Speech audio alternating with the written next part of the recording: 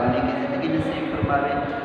بیٹا ہم پڑھ رہے تھے خواجہ حیدر علی آتش کے غزل پڑھ رہے تھے، غزل نمبر 2 ہے، اور اس غزل کے اندر ہم نے 3 اشعار پڑھ لیے تھے۔ آج ہم شعر نمبر 4 کی طرف، اور آج کے اس لیکچر کے اندر ہم 4 اشعار اس غزل کے باقی رہتے ہیں وہ ہم پڑھیں گے، اور اس کے ساتھ ساتھ ہم اس کی ایکسرسائز جو ہے اس میں بھی چند سوال جو ہے وہ سالو کریں گے۔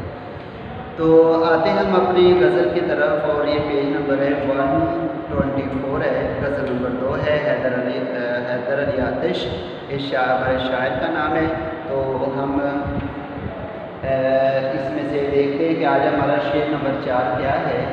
تو شاعر کہتا ہے کہ رہی سبز بے فکر کشت سخن، رہی سبز بے فکر کشت سخن، نہ جوتا کیا میں نہ بویا کیا۔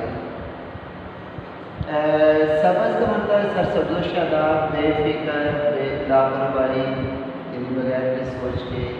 کشت کہتے ہیں کھیتی کو، اور سخن کہتے ہیں گفتگو بات چیت۔ تو کشت سخن یعنی بات چیت کی کھیتی، لکھنے کی کھیتی، شاعری شعر کہنے کی، شعر لکھنے کی کھیتی۔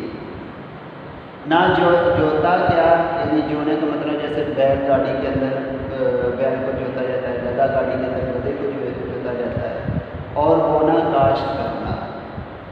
شاعر شعر کے اندر مفہوم یہ ہے، شاعر کہتا ہے کہ بغیر محنت کے میری شاعری کا کیسر سبز و شاداب ہے۔ یعنی اصل میں حیدر علی آتش یہاں پر اپنی شاعری کا جو اللہ نے کو ذوق دیا ہے، شاعری کہنے کے جو وہ الفاظ استعمال کرتے ہیں، تو حیدر علی آتش اس کے حوالے سے اپنی بات بتاتے ہیں کہ یہ جو ہے نا شاعری یہ خدا داد ہے، یعنی میری شاعری ایسی ہے کہ جس پر مجھے محنت کرنے کی کوئی ضرورت نہیں پڑی، یہ اللہ تعالیٰ نے میرے اندر اس کو یوں سمجھو الہام کر دیا، اور یہ شاعری میں میرا کوئی کمال نہیں ہے، میں سوچتا ہوں اللہ میرے ذہن میں وہ شعر ڈال دیتا ہے۔ تو وہ یہ شاعری بتانا چاہتا ہے شعر کے اندر کہ یہ جو شاعری میں لکھتا پڑھتا کہتا کہلاتا ہوں، تو یہ شاعری میرا کوئی کمال نہیں، میری کوئی اس میں خوبی نہیں، یہ ساری اللہ تعالیٰ کی عطا کردہ ہے کہ اللہ تبارک و تعالیٰ نے مجھے یہ نعمت، یہ شعر و شاعری کی نعمت عطا کی، اور جب میں سوچتا ہوں شعر کہنے کی تو فوراً میرے ذہن میں شعر آ جاتا ہے۔ ایک تو شاعر یہ بتانا چاہتا ہے۔ دوسرا شعر کا دوسرا پہلو یہ ہے کہ شاعر یہ بتانا چاہتا ہے کہ محبوب کے غموں کے اندر میں ایسا پڑا، اس کے فراق اور جدائی میں ایسا پڑا کہ اب مجھے سوچ اس کے وصل کی ہے، میں اس کا وصل کو سوچتا ہوں کہ اس سے ملاقات ہو جائے، اس سے گفتگو ہو جائے، لیکن یہ اس کے وصل کو پانے کے لیے اپنے غم کے اندر جو ڈوبا ہوا ہوں، میری چاہت وصل کو پانا اس کے لیے کوشش کرنا ہے، لیکن دل میں جو غم ہے اس کی وجہ سے خود بخود شعر جو ہے وہ میرے دماغ میں آنے شروع ہو جاتے ہیں، مجھے اس کے لیے کوئی کوشش کرنے کی ضرورت نہیں پڑتی۔ دوسرا شعر جو ہے شاعر کہتا ہے برہمن کو باتوں کی حسرت رہی، برہمن یعنی جو بتوں کے پنڈت ہوتے ہیں، سامنے بیٹھا بت کی پوجا کر رہا ہے، برہمن کو باتوں کی حسرت رہی، خدا نے بتوں کو نہ گویا کیا۔ یعنی برہمن اس پنڈت کو بولتے ہیں، حسرت آرزو، بت یعنی وہ جو پتھر کا بنا ہوا مجسمہ، گویا یعنی گفتگو اور بات چیت۔ شاعر کہتا ہے سب بھی اللہ سنتا ہے، اور بتوں میں یہ طاقت نہیں ہے۔ دوسرے الفاظ میں کہہ رہا ہے کہ محبوب سے ایک شکوہ بھی کر رہا ہے، یہ اس کا مفہوم ہے۔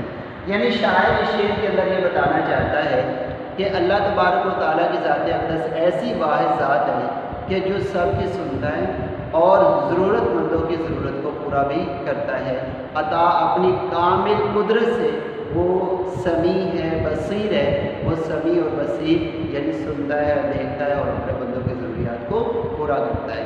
شاعر کہتا ہے کہ یہ وصف صرف یہ خوبی اللہ تعالیٰ کے اندر کسی اور کے اندر نہیں ہے۔ ہم دیکھتے ہیں کہ بتوں کے پجاری اس کے سامنے بیٹھے سر رگڑ کر، یعنی وہ سب کچھ کرنے کے باوجود نہ ان کے دل میں یہ حسرت ہوتی ہے کاش یہ بت بولے اور ہم اس سے گفتگو गुफ्तगू करें, लेकिन शायर कहता है ये बोल कर जवाब देना और मानना ये तो अल्लाह की खूबी है, ये बुत ना बोल सकते हैं ना तुम्हारा जवाब दे सकते हैं। शायर इस पॉइंट को लेकर आगे अपने महबूब से शिकवा करता है। शिकवा करते हुए क्या कहता है? शायर कहता है कि जैसे बुत के सामने ब्राह्मण पंडित बैठा हुआ बुत को यानी मांग रहा है और कह रहा है कि बुत बोल पड़े, ना वो बोलता है, ना वो सुनता है, ना वो उसका जवाब देता है, ना वो कोई उसकी मदद करता है। वो कहता है कि जिस तरीके से बुत के अंदर ये खूबियाँ ये चीज़ें पाई जाती हैं, ऐसे मेरे महबूब भी ऐसा है। उसके दिल में किसी का एहसास नहीं, अपने आशिक का एहसास नहीं, अपने आशिक के लिए उसके लिए गुफ्तगू के लिए मौका नहीं, उससे बातें करते रहो वो सुनी अनसुनी कर देता है। तो जैसे बुत कोई फ़ायदा नहीं पहुंचा रहा, ऐसे मैं भी ब्राह्मण की तरह महबूब के सामने उसकी बात उससे मुलाकात के लिए तरसता हूँ, लेकिन उसके अंदर ये चीज़ नहीं है। अगले शेर की तरफ जाते हैं तो शायर कहता है कि मज़ा गम खाने का जिसको पड़ा, मज़ा गम खाने का जिसको पड़ा, वो अश्कों से हाथ धो गया।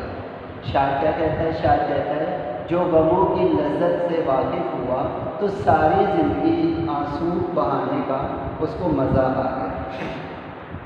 हैदर अली आतिश इस शेर के अंदर कहता है कि महबूब से फिराक हो जाना, जुदाई हो जाना, महबूब से मुलाकात का ना होना, उससे वसल का ना होना, कहते हैं ये जो भी आशिक है उसको ये चीज़ मिलेगी और इसकी वजह से उसका दिल जो है वो गम में डूब जाएगा।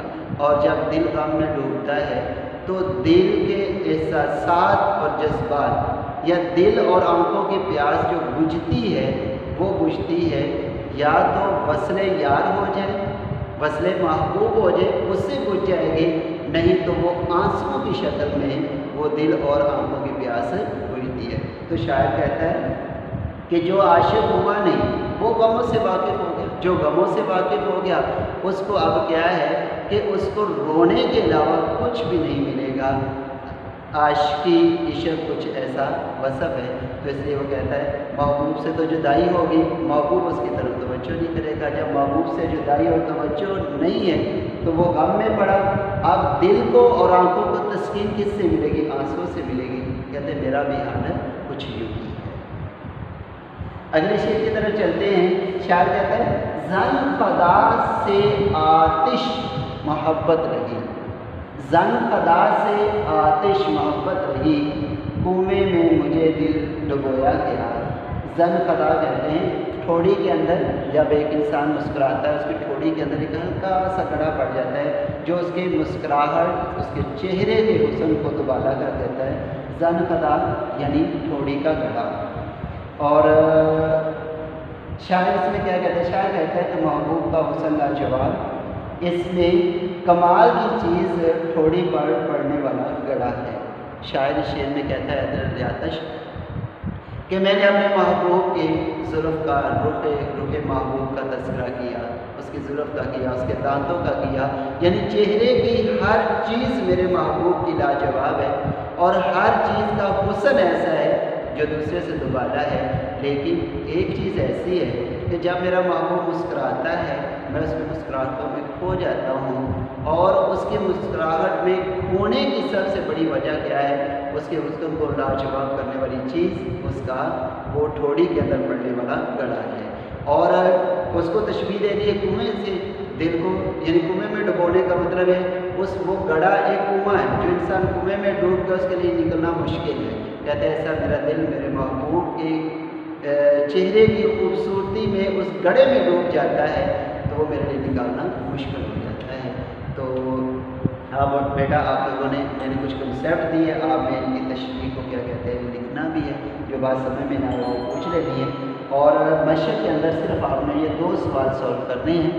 सवाल नंबर 1 ये मुख्तसर सवालात के जवाबात हैं, और सवाल नंबर 5 जो है ये इराब वाला है। ये बेटा 2 सवाल आप लोग ने हल करने हैं। कोई बात समझ में ना आए तो पूछ सकते हो। अस्सलाम वालेकुम।